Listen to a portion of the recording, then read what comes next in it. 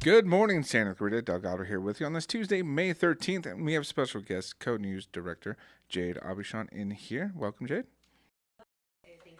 Having me back. I actually have another very special guest. I am joined once again by Senator Suzette Valladares, representing the Santa Clarita Valley and beyond. Doing Suzette. Good morning, Jade. I am doing wonderful this beautiful Tuesday morning. I'm not in my favorite San now. I'm in Sacramento, but it is a beautiful day and an exciting week up here. Yes, a very exciting week. I understand that the May revision of the budget is expected on May 14th. So tomorrow morning, I know that the governor is expected to do a live stream at about 10:30 tomorrow morning to talk about a revision of the state budget, which last we checked, that was about $322.3 million or billion dollars this year. I can't remember. I know that they're going to do some adjustments compared to the January proposal. What are your initial thoughts and expectations ahead of this budget proposal? Yeah, Jade. Well, thank you so much. For asking me what I think some people may think is boring, but with a B that I'm worried about right now is the billions we're spending in California, and some serious concerns. So to back up a little bit to the listeners in Santa Clarita, what our budget process, how our budget process works. In January, we'll propose and did propose a budget based on economic outlook. And in May, there's what's revised. So after taxes are paid in April, the state has a better idea of what type of income we're looking at and our budget is going to be. So he's releasing that May revised tomorrow, and it's going to shape the financial landscape for the state, particularly for programs that rely on state funding.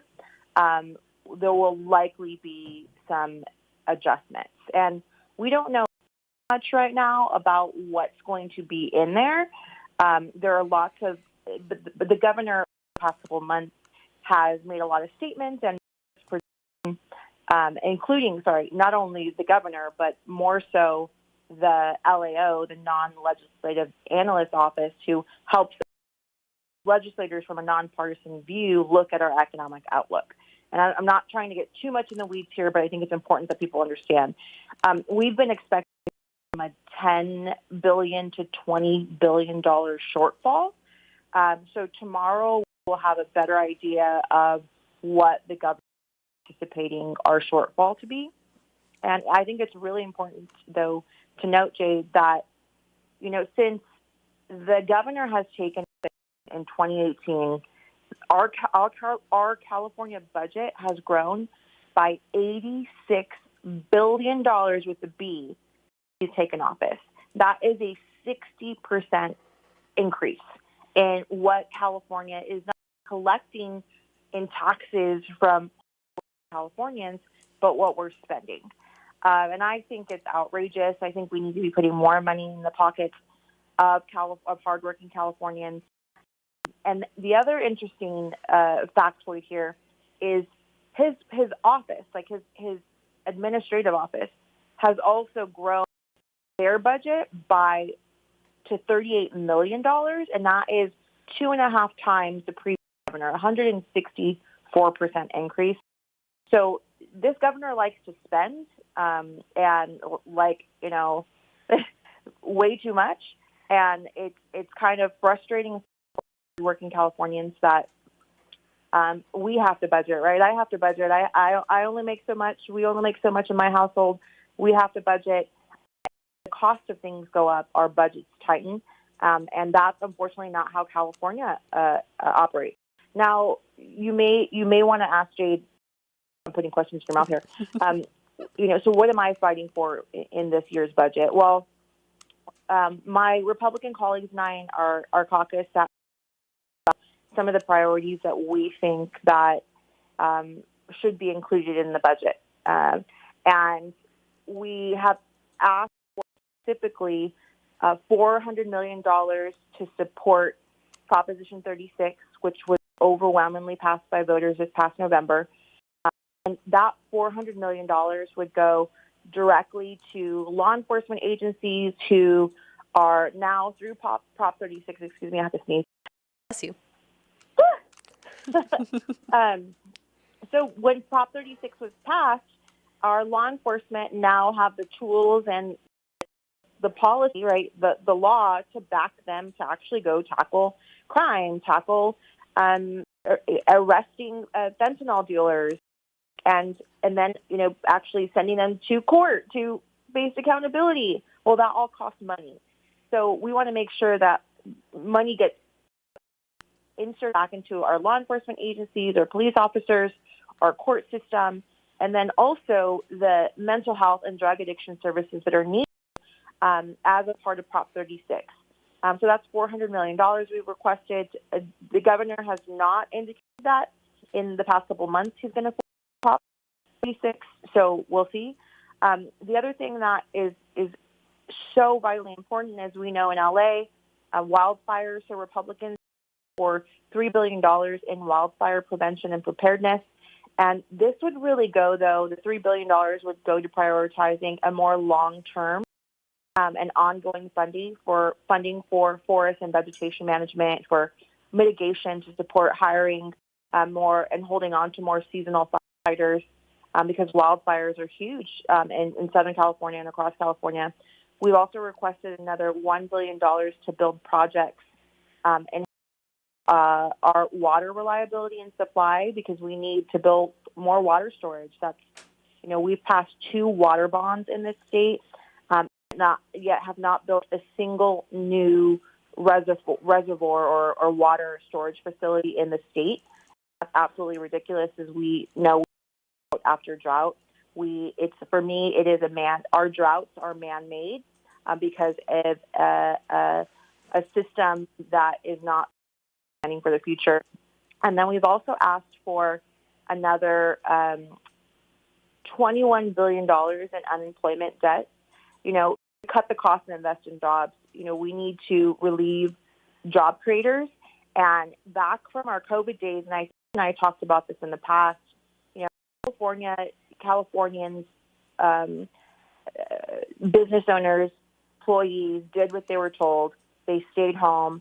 And the California government borrowed nearly $26 billion from the federal government to pay people to stay home during COVID. The right, thing to do. Now, when we had the surpluses that we did in 2021 and 22, I was asking the governor pay down our unemployment money owed to the federal government. I asked, we had a $47 billion surplus, and then the following year, $97 billion surplus, $26 billion debt to the federal government. And the reason why I pushed so hard to pay that down is because when you don't pay it down, the federal government tax on interest, who in turn the state has to charge to employers. So our taxes go up. And so asking again to allocate more money to pay down the unemployment debt so that taxes don't go up for employers and employees. Employers and employees all pay into our unemployment system. We also are asking for California and our students and our kids. For me, I believe that the California dream with a quality education and a good job, and the legislature, I think, needs to reject the governor's plan to cut more than $1.2 billion to the University of California State University and nearly $400 million from the middle class scholarship. The middle class, honestly, Jade, in California, we get shifted. Like, there are so many programs to support those who really need it, living in poverty, and the wealthy don't need a lot of the programs and access that the middle class just has nowhere to turn to. So middle class scholarships are important. We're asking for that funding. And then lastly, we're asking for the budget to actually care for medically fragile kids. Medi-Cal, I happen to be the vice chair on health. I am very passionate about ensuring that people who need services and quality of life devices, that we are doing our job to take care of them and to allocate resources. So I think Medi-Cal needs to refocus on our neediest kids, to see $4 million in this budget and $8 million annually to go for increasing the Medi-Cal provider reimbursement for pediatric day centers, young kids and kids who need access to hearing aids, wheelchairs. These are some priorities that we've proposed. It was a very long-winded update on the budget, Jade. Well, I appreciate it. If you're tuning in, I'm speaking with Senator Suzette Valladares, who's up in Sacramento right now. I know that we've talked a lot about all the things that money should be going to. I mean, you just mentioned it, though. We're at a deficit. What is going to be cut? Your expectations? What can afford to be cut in order to make up for that deficit? Yeah, so you know what? I think we're going to have to take a serious look at what we are spending across the board. And some of the things I think that unfortunately was a mismanagement on the governor's side last year is that there was they massively underestimated the amount of people that were going to apply for Medi-Cal, and our Medi-Cal budget is over by $8 billion. So we're going to have to look at,